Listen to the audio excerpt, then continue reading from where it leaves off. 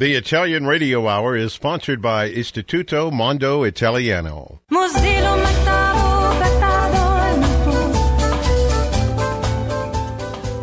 Buonasera, good evening and welcome to the Italian Radio Hour. Io sono Stefano. E io sono Viviana. Come stai stasera, Stefano? Sono stanco. The whole 1 hour time change, I'm still tired. Oh, really? Tu, come stai? Benissimo, benissimo. Nothing that a little bit of espresso can fix. I thought that, but anyways. You know me. I know. Well, anyways, again, we have another episode tonight. As always, we'd like to welcome back our regular listeners. And always, we welcome any new listeners. And we got folks listening online at khpradio.com, so we'd like to welcome you as well. And as always, please be sure to like us on Instagram and Facebook at the Italian Radio Hour. E benvenuti ai nostri ascoltatori da tutto il mondo. Grazie per essere con noi anche stasera, mentre continuiamo il nostro viaggio per l'Italia e la cultura italiana. Okay, well, in our last episode, we had a kind of an interesting conversation with Lindsay and Alessandro, kind of learned a little bit more about, learned a little more about the whole wine experience. And I thought it was just drinking a glass and enjoying it, but it's much deeper than little old me. It's much deeper than that, indeed. Again, as a friendly reminder to any of our listeners, if you like the intro music, Alla Buora, they're going to be coming here. They're going to be playing at Mondo Italiano this Saturday. There are a few tickets on sale, if I'm not mistaken, but they are expecting a full house. So please, if you enjoy the music, and I think you will, please go out to IstitutoMondoItaliano.org. Again, there's only 2 days left, and we are expecting a full house. So please get out there, a few more tickets, and let's really welcome this group in.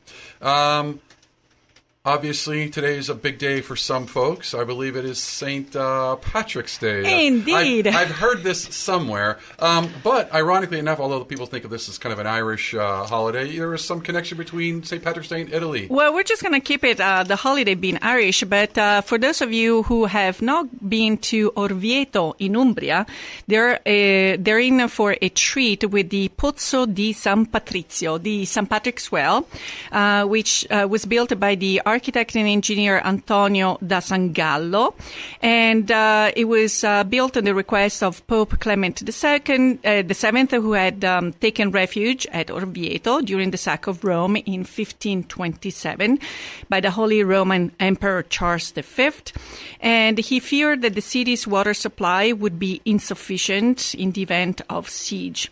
The name was indeed inspired by medieval legends that St. Patrick's Purgatory in Ireland gave access down to purgatory, indicating something really deep.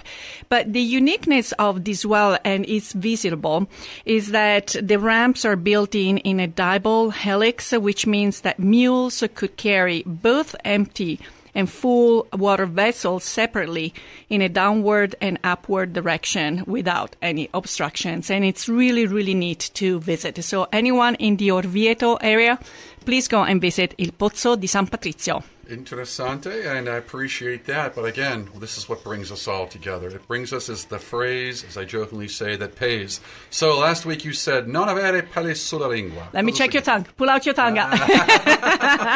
No hair on your tongue. So anyway, this is an idiomatic expression, and we actually put some pictures on Facebook, and it was the reaction was quite funny. But we use it when we speak frankly to the point of being blunt. So parlare chiaro e tondo, anche se dovessi sembrare scortese. So just speak your mind and call it as it is. Interesting. And they call me abrasive when I do that. But as always, we do have people that are responding these days, and we really like that. We have a lot of people that, are kind of reaching out saying, I think it's this, I think it's that. But obviously, only so many people can be right. So we want to thank Livia and Laura. And also, we had some respondents from Facebook. So I want to thank Daisy, Ron, and Father Daniele Vallacorsa from Rome. Yes, he's well known in the Pittsburgh community. So, Padre Daniele, we read your answer as well. Fantastic. So, but before we bring our guests on, a little bit of pubblicità.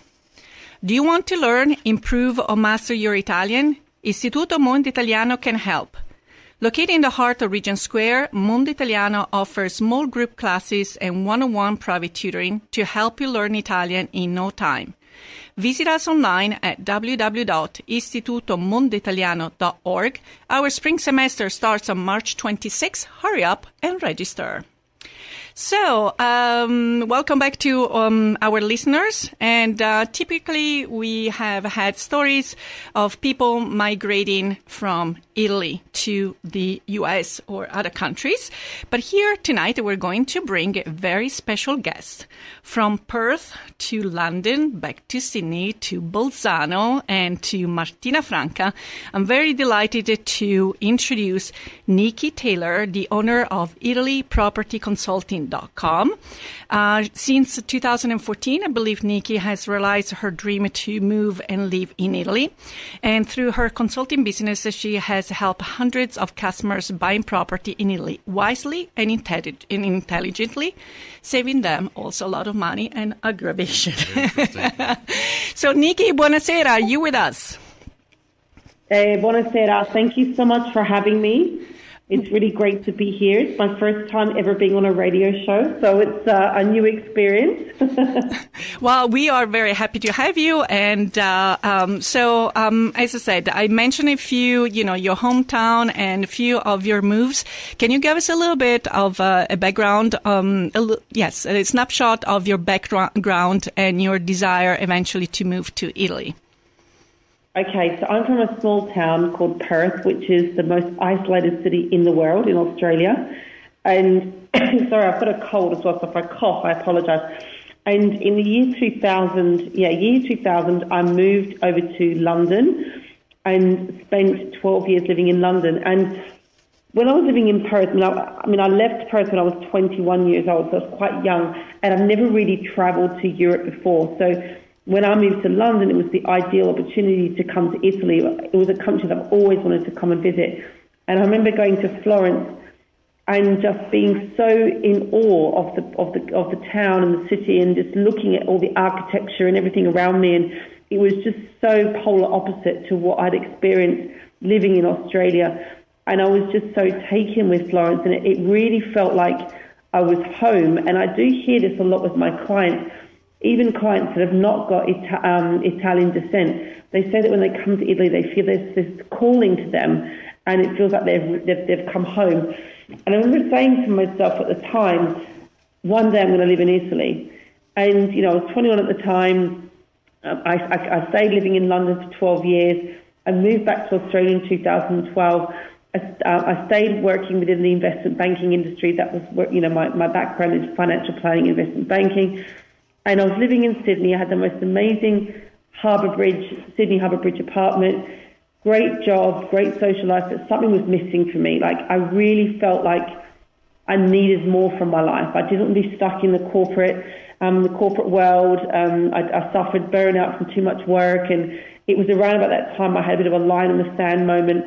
Where do I see myself in the next 5 years? Do I want to be living here, working my fingers to the bone 12 hours a day? Or do I want to, actually live a life? And I wanted to find the love of my life as well, because, I was 34 at the time, single. I wanted to have a family. And it was almost like one day I just decided to move to Italy. And because I have a UK passport, there was no issues from the visa side of things. I could enter the country very easily.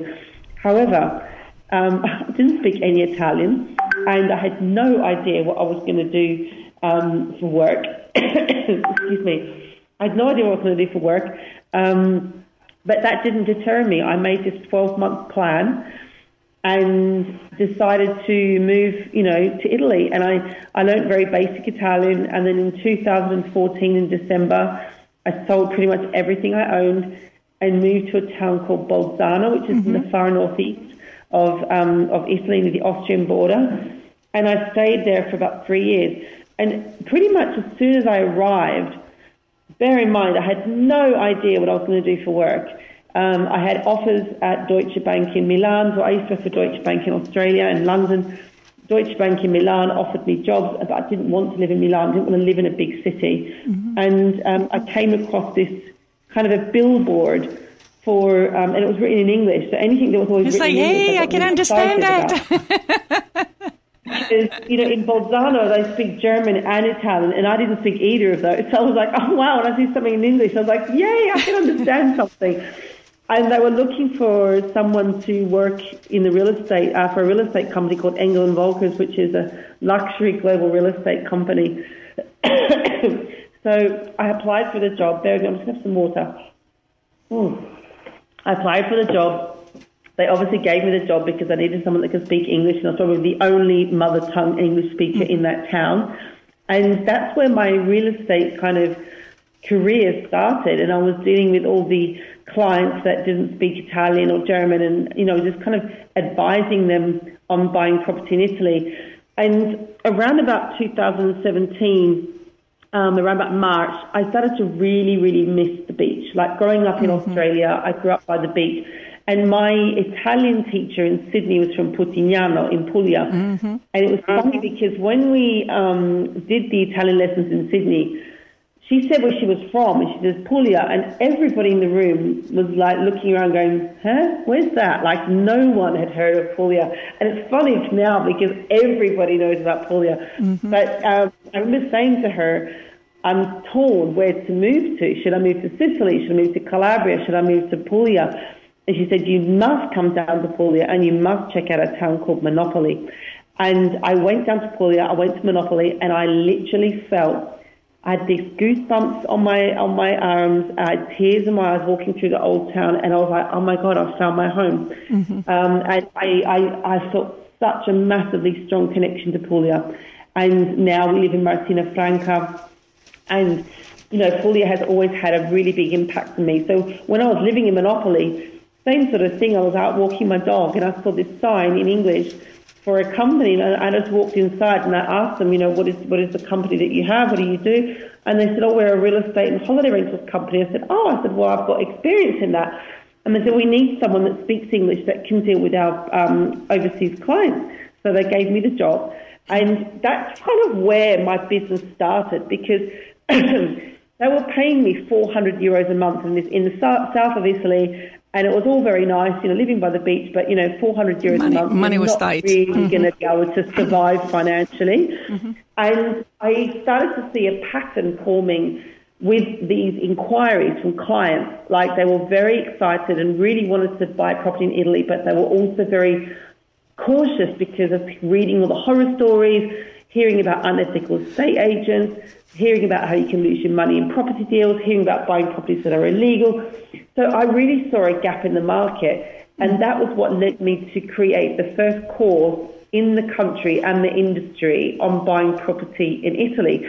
And that is kind of where my business started, and it's just sort of flourished from there, really. Yes, because also what happens is that there are these people romanticize about owning property in Italy, thanks also to the many movies and the literature.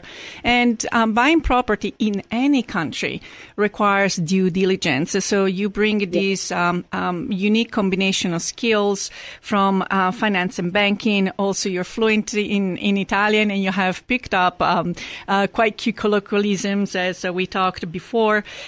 Also, you are the one that, whenever, as I said, you might, I like that you have this type of exercise that you guide your clients through, because they might come to you and say, I want to buy a property on the Amalfi Coast.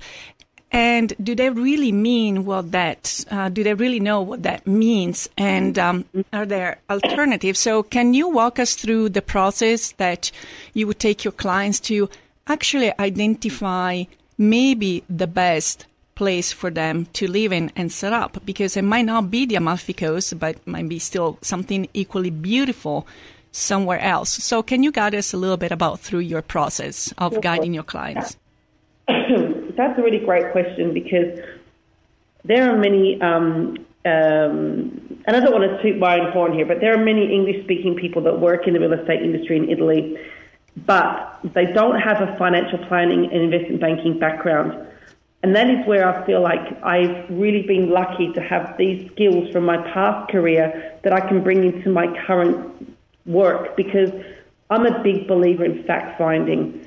When I take on a new client, we have a very in-depth strategy session, and I want to hear absolutely everything about their dreams, because you're absolutely right. What they're thinking of, I want to live on the Amalfi, but hey, you know, it might not be financially viable. There could be a lot of issues with what you want to do there, etc., etc. And I will really leave no kind of stone unturned as to the possibilities. And sometimes, clients say they don't know where to buy. So I kind of go through this kind of exercise with them to visualize what does your perfect day look like in Italy? Like, are you by the beach? Are you in Tuscany? Are you in a busy town? Are you in the mountains? Are you walking down the cobbled streets of an old town like town? And it gets them to kind of dream and visualize. And when you talk about buying property in Italy, people think it's like a film. It's definitely, that is the highlights reel. Definitely a Hollywood highlights reel. What the reality is so different. But, I guess my work is really I try very much to shield my clients from the bureaucracy and the things that can go wrong. However, there are times, obviously, that I have to say, look, this has happened, blah, blah, blah. But I want people to feel that it's achievable. So one of my mottos that I say in pretty much all of my marketing is in my website, in the posts that I write, is let's turn your dream into an achievable reality. Because so many people, Italy is a dreamy place and it attracts a lot of dreamers. But there is a big difference between having the dream and actually having the reality, and it's taking action. And fear is the thing that stops people taking action. Fear of the unknown, fear of trusting the right people, fear of not knowing what steps to take first. And that is pretty much what I do, is I take that fear and I turn it into joy and excitement, because it really can be very, very exciting. And when you're there with clients and you're giving them the keys, and like this happened very recently, I went to see a client who bought a place in Puglia. And they, had the Prosecco waiting for me. They had the pasticciotto waiting for me. It was 9 o'clock in the morning. And they said that they're standing there with tears rolling down their eyes. They're from California. And they said, you made this happen for us. You made our dream possible. This is all because of you. And that, for me, I started crying. We're all like standing there crying at 9 o'clock in the morning with glasses of Prosecco, because it was just so emotional. Because it's just such a beautiful feeling being able to facilitate someone's dream like that. Nikki, let me ask you, are these folks that are coming out to buy this property, are these folks, are they all ages, or are these mostly kind of people later on, or thinking, hey, I'm ready to retire, or I just want to kind of settle down? And what kind of folks are these that are looking to buy, like seriously looking and actually going through the process of buying property in Italy? I deal with clients mainly from about my age. So I'm 42, and the majority of my clients are Americans, and about 50% have Italian descent. And initially, they're looking for a place to have a second home, holiday home, where they can rent it out. They can earn some money. That money that they earn from the rental, pays for their own holidays to Italy. And then with the viewpoint to them wanting to retire here when they're in retirement age. Or there is the clients that are pretty much, they've had enough of the corporate world. They're a couple of years away from retirement, and they're wanting to move over here permanently. Mm-hmm. So it's kind of a mixed bag. So another thing that I know that you do, again, when we talk about proposing alternatives, you have a newsletter that you feature certain properties also in locations that people might not be familiar with, and that's also some education that you're providing. Where are you taking that kind of information? What is the next level? What is that you have just launched that would make feel any buyer a little more comfortable and follow certain recommendations? You also do cost analysis, living in certain places. So I really feel that it's indeed a 360-degree hand-holding solution process. So tell us a little bit about La Dolce Vita magazine. Okay, so La Dolce Vita Lifestyle magazine was actually an idea that I derived 2 years ago when we first went into lockdown, because my clients couldn't travel and there were some incredible bargains on the internet, property bargains. So I wanted to kind of keep the inspiration and the Italian dream alive, and I started a newsletter that was sending out properties every single week to people's inboxes. And that's evolved now into a magazine, and I've relaunched it last week actually. where there is not just properties on there, properties that I've kind of chosen myself, and I don't choose just properties just because of the price, because I don't think that cheap represents value a lot of the time. I really go through, my experience of, what makes a solid holiday rental, and I've got a special strategy involved in that, and I handpick the properties every single week. But not only, is there properties in the magazine, there's articles on living in Italy, there's articles on travel, there's articles on cooking, there's articles on language, and that's the magazine element. However, there's also a VIP members platform that if you subscribe, and it's only $11.11 a month, so it's really, really accessible for everybody. You can unlock, some incredible discounts on all things Italy related, because what's really happened in Italy is the economy was really, really hit, and the tourism industry really, really hit with COVID. So I wanted to kind of give some, Italian businesses a boost. So in the platform, there is discounts on Italian tours, learning Italian, cooking lessons. There's a discount on a holiday rental, and there's going to be lots more things coming up. Just created a partnership with this incredible Canadian-Italian stylist who teaches people how to dress when they come to Italy. Because that's something, the question I get quite a lot. What do I wear when I come to Italy? I don't want to look like a tourist. And so she's going to be offering some workshops. So it's a real kind of 360-degree insight into La Dolce Vita. And it's just, my vision for this magazine is to really make it accessible for everybody. I've just inserted a segment called the 50K Club, which is an extra 10 properties on the other 50, 10 properties under 50,000 that are all turnkey, habitable, and ready to earn an income. Mm-hmm. And also I found very useful, you have published many articles, also Italy for remote workers, or, also the new hotspots to buy property in Italy, because people might think villas, but shout out to Puglia and its beautiful masserias. And I'm sure, there's also the dream of owning a truly. And another thing is that sometimes some properties might need remodeling. So knowing exactly what you're getting is the first step to save money, because you might just sign on a contract without having done the fact checking, the due diligence. For instance, if there is a pool, was that pool kind of built, so to speak?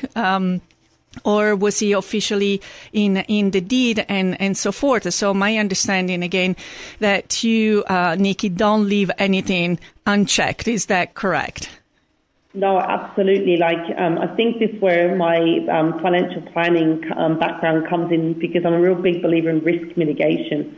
And I strongly advise all my clients to get a legal due diligence done when they buy a property, and also structural, because many properties, and especially in the south, the owners, they do these renovations to the properties. They take off a door here, they add a window there, they might add on a veranda, they might decide to add on an extra room, they might decide to put in a pool, and they don't think about doing something very, very important, which is actually checking whether this is possible by the local council and getting the right permissions.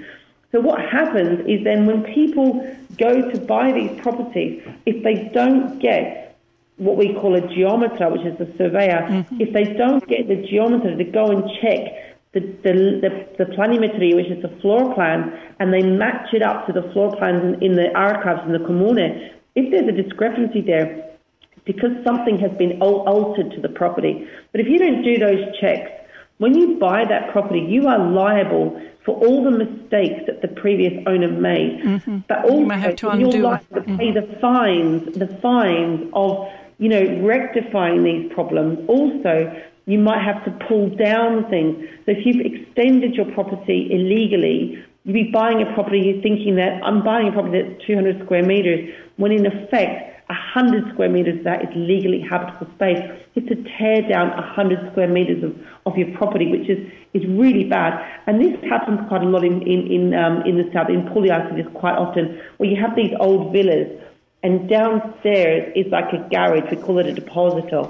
And what they've done is they've created bedrooms. They've made them into bedrooms, which is not legal habitable space. So if you want to Airbnb your property, you must have everything regulated. So you need to be really careful that you're not buying a property thinking that, oh, I'm buying a 3-bedroom property, when in fact one of those bedrooms is legal and the other 2 aren't. So, just very quickly, we have 60 seconds before moving on to the next segment. There been a case that was like the ideal case, both for the client and yourself, and the timelines, everything, all the ducks, lined up perfectly, all the stars lined up. Is there a case that you would like to share with us?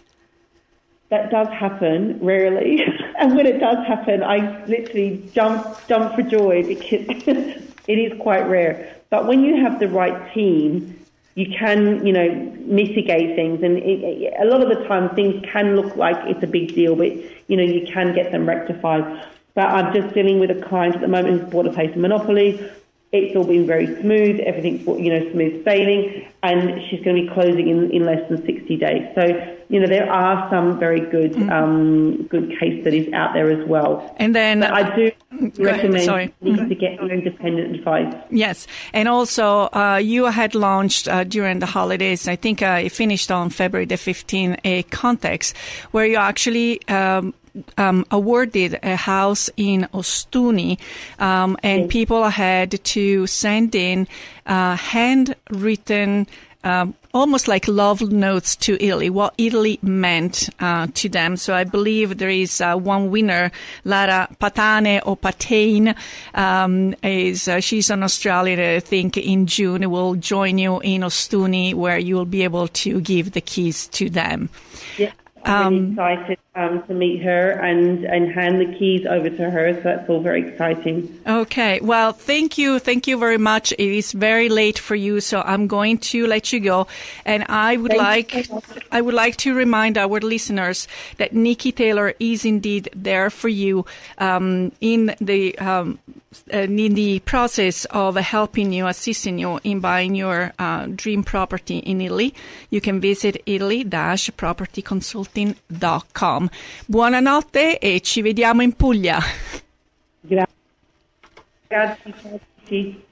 Okay, so this was very informative. As I said, many of us might have dream of moving back to Italy as expats, or also people buying their first home, and having knowledge on to count on is indeed valuable. Before we introduce our second guest, as usual, a little pubblicità. Applying for dual citizenship? Need documents translated? Istituto Mondo Italiano provides certified translations and interpretation services in 20 different languages. Be sure to visit us at istitutomondoitaliano.org. Don't delay in getting that plumbing repair done. Call Palucci Plumbing today for all of your plumbing needs. From trenchless sewer repair and waterline repairs and replacement, hot water tanks, sewer camera inspections to Pittsburgh potty repairs. No job is too small for Palucci Plumbing. Owners Amy and Nick Palucci have been in business for over 20 years. So give them a call for your next plumbing repair or replacement. That's Palucci Plumbing, 412-782-5050. That's 412-782-5050. Okay, so we're ready for our second segment. This is a guest also that we've been waiting to talk to for quite some time, because we touched upon citizenship before, but having the information firsthand from the source is exactly what we and our listeners are looking for. So I'm very delighted to introduce Roberto Giantommassi, citizenship official from the Consulate of Philadelphia. Benvenuto Roberto, buonasera. Ciao Viviana, ciao Stefano. Ciao Roberto. Buonasera a tutti. Benissimo, diamoci del tu. Let's drop the formalities. Maybe at the consulate we'll keep the lay form, but here on the radio. Roberto, can you tell us a little bit about yourself first before we dive into the official conversation? Where are you from, how long you've been in the U.S., and how you got to the position you hold? Of course, sure. So hello everyone. Thank you for having me. I was born and raised in Castelfidardo which is a beautiful medieval city located in the middle of the East Coast in Italy. It's actually in the Marche region. I began visiting the U.S. when I was a teenager because I had a relative who moved to Philadelphia during the 50s. He owned a well-known music retail business, so I would come over for the summer vacation and to stay with him. And right away, I felt a great connection with the U.S. and Philadelphia in general. Then in 2008, I decided to move permanently. I loved working in the music business, but then it was time for a career switch. So I started to think about public service. And in 2015, I was able to secure my position with the Italian consulate. Since then, for me, it's been a great experience being able to help in this regard. I received so much gratitude from, the whole community through the years, and I really appreciate, the honor and the duty of being part of, the Italian citizenship acquisition process. Okay, very good. So when we talk about citizenship, there are a couple of different routes that people might be eligible for. Can we please talk about citizenship through bloodline, and then eventually we can move on to citizenship through marriage? Sure. So, in the U.S. there are a lot of Italian immigrants that came, through the centuries. So obviously, citizenship by blood is it's a big it's a big argument here. There are so many people that are eligible to apply. It starts from really the person that moved from Italy to the U.S. first, and then we pretty much build the bloodline down to the applicant. Beside that, the other category, as you mentioned, is mostly citizenship by marriage. So anybody who is married to an Italian citizen, obviously is eligible to apply, even though it's a completely different, procedure compared to citizenship by blood. Okay, so let's get into, so to speak, the actual nitty-gritty. What do people, let's do again, back to the bloodline. What are the steps that an applicant has to follow, the documents they need to gather? So let's have that checklist in place so we can hear it firsthand. Sure. So first of all, the birth certificate of the Italian immigrant that came to the U.S. is the first document that, an applicant will acquire and has to be acquired by the Italian township where that person came from. And then from him, to build a bloodline, we just need to pretty much to verify every single vital record. When I say vital records, I mean, birth certificate, marriage certificate, death certificate if applicable, anything that will help us to determine that, that's the family line. One of the focal points of the procedure is to establish when and if the Italian immigrant became an American citizen.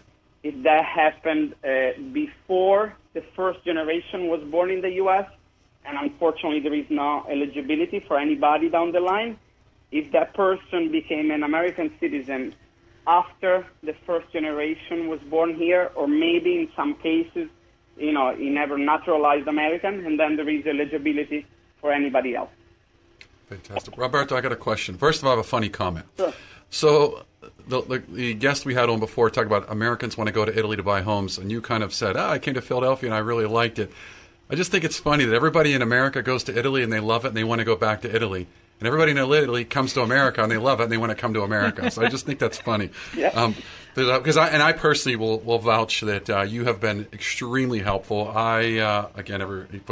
For the folks that might be listening, there might be one or two that know I may have recently acquired my cittadinanza. So again, thank you very much, Roberto. But I guess the question a lot of folks would want to know is, okay, what would be the advantage of getting my citizenship? Why would I want to do this in the first place? So for my own experience, I would say that most of the people that applied for citizenship by descent, a big part of the people at least, it's just to reconnect with the Italian relative that moved here first. It's just that feeling of linking back to whoever in your family came from Italy. And in the other hand, I think it's a good way, a good option that the Italian citizenship will give you is that you always have a door open if you want to move to Italy or anywhere in the EU. By having an Italian passport, it's always easier. If you want to maybe retire there, if you want to spend a longer period of time, that will definitely facilitate that matter. Okay, so we were talking about, the application process. So after the collection of these documents, and another thing also that people are looking into is whether they can apply through the male lineage or the female lineage. Can we talk about that case, please? Sure. So if there is an Italian citizen, a woman in the bloodline, it's very important that the generation who comes after her is born, after January 1st of 1948. If that requirement is not met, unfortunately, there is in the Italian law that regulates citizenship.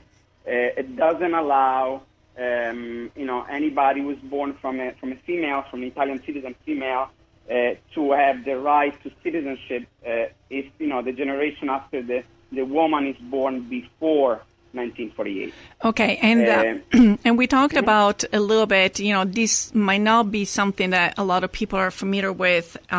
If you are indeed falling under this category, there is actually a way of, so to speak, fighting these circumstance, but that has to be handled through the court system in Italy by indicating that this would be an unfair kind of a discriminative regulation. Do you know of any cases that have successfully managed to? We know that the process also with the court in Italy can be quite lengthy, but that's something that people could potentially do. Is that correct? Yes. So because through the years the increasing number of citizenship applications. Obviously, there are more and more cases where even though if, an applicant falls within that specific, exception, cannot, submit the request directly to the consulate by going through, the Italian court, since, that law that establishes that it was considered, unconstitutional or, discriminatory towards women, they can follow that path. And, in many cases, the court will reverse, the case. And at that point, they will be able to become Italian. Okay. Thank you for clarifying this because, again, it might not be a well-known fact. And as I said, it might require getting on a plane and stay in Italy for some time to get that handled because only the courts in Italy can decide that. So don't ask the consulate in Philadelphia to do anything they can't. Other situation, getting citizenship, being eligible through marriage. Can you tell us first of all how long the couple must be married before the spouse can apply, and what information would he or she have to bring to the consulate? Sure. So the requirement in terms of time is 3 years. So the couple has to be been married for 3 years before before applying. This procedure is different than the other one, of course. It's handled mostly by the Italian Ministry of the Interior in Italy, in Rome. There is an online portal where the applicant will upload the documentation. This documentation includes birth certificate, background check for every single state and country that the applicant lived in, a language certification. This is something new that was introduced just a few years ago. So they have to show that they can speak Italian through this specific certificate. And I have, sorry to plug in, Istituto Mondo Italiano being the center in the Pittsburgh area, being the certified center for the administration of the CILS exam, Conoscenza dell'Italiano come lingua straniera. So if anyone is at that point, we'll be more than happy to help them. One question when you talked about the backgrounds, is he maybe in the last 10 years or any place that the individual has lived? Because that's a question we get asked all the time. Yes, it used to be, from the 14th year of age. Now it's considered to be since, birth. Okay. So it has to be submitted for any single, country or state since the applicant lived in, since birth. Yes. So we said the language certification. Another, obviously, the marriage, and we got a few questions also from our listeners. We solicited some questions so that we could be prepared. Let's assume the couple has been married, I don't know, even 10 years in the U.S. So Italian citizen, American citizen got married in the U.S. Mm-hmm. The marriage has not been recorded in Italy yet. Can the spouse still start the dual citizenship process, or do they have to record the marriage first, and then once that is recorded, he or she can proceed with the dual citizenship application? Yes. So the marriage must be recorded first, and must be recorded from the Italian spouse through the Italian township. And one of the documents required to be uploaded into this portal is actually the marriage, registration from Italy. So it cannot be done until, the marriage documentation is being recorded. Okay, so often we have multiple people from the same household wanted to apply. Should they book separate appointments? Do you have one appointment where the whole family shows up?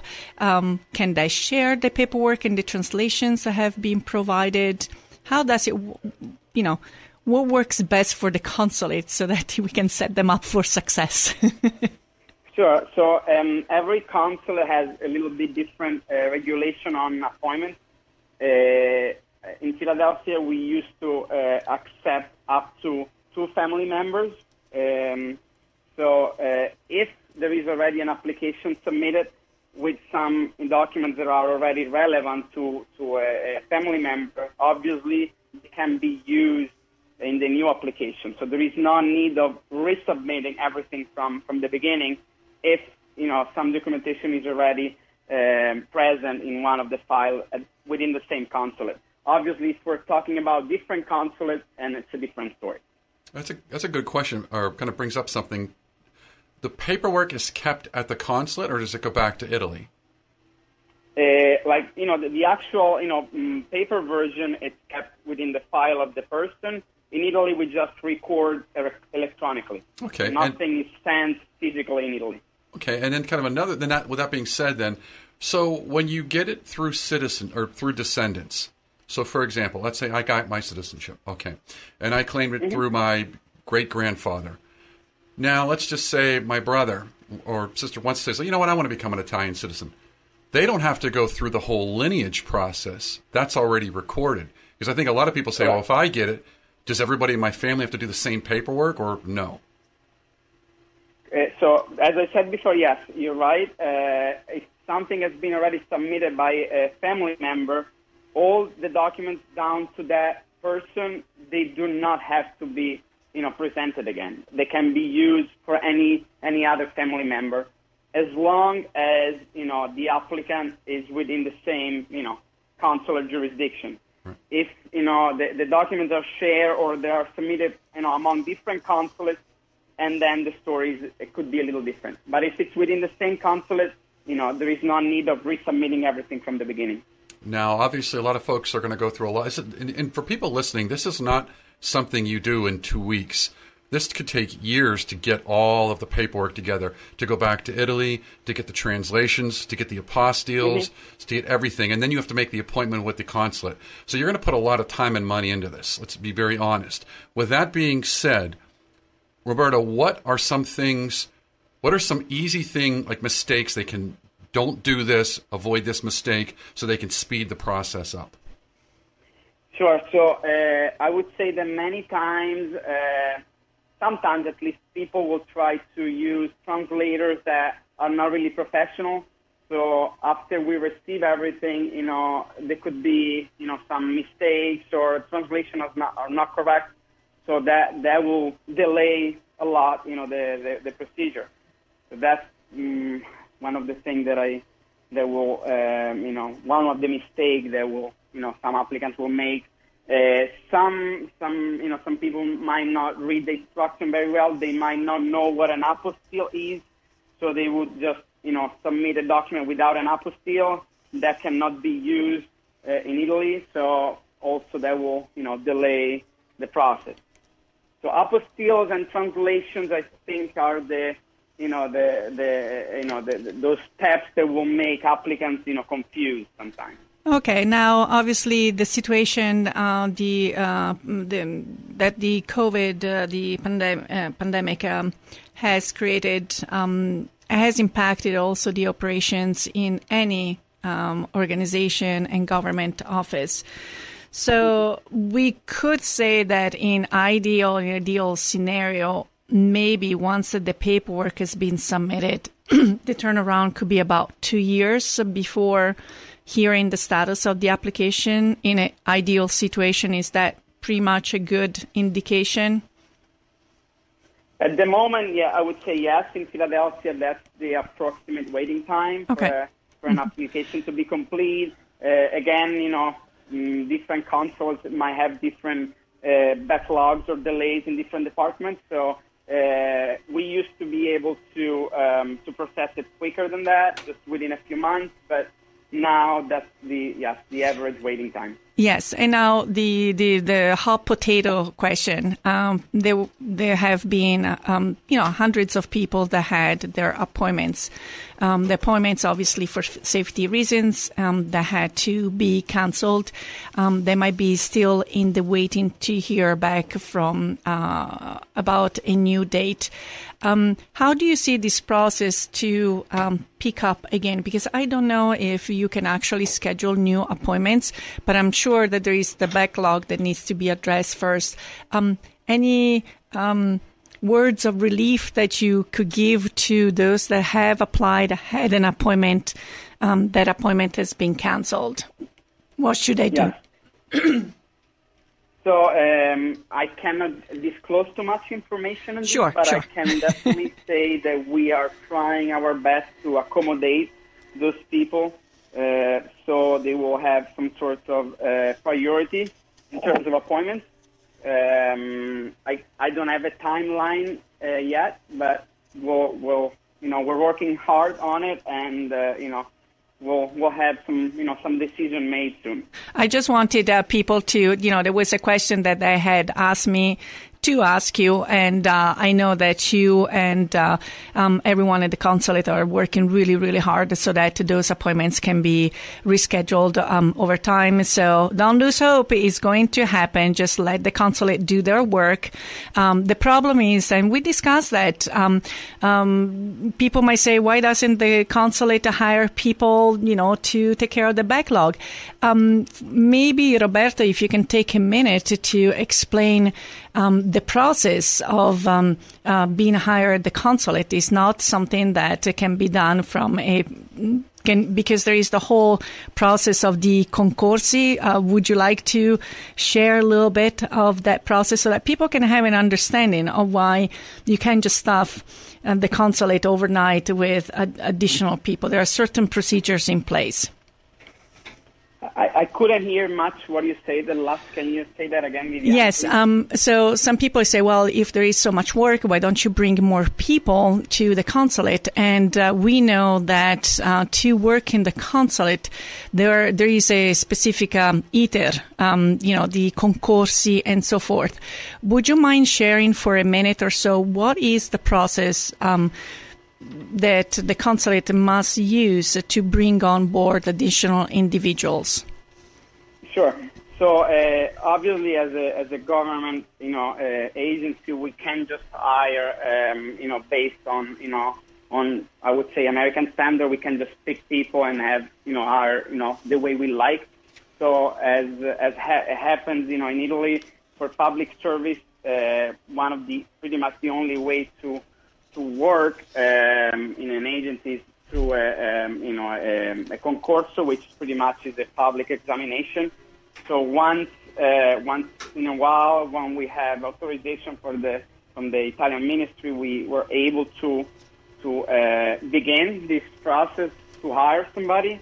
That happens rarely, unfortunately. I wish it could be more often, but it's pretty much the only way to to secure a position with the consulate or with any Italian government agency.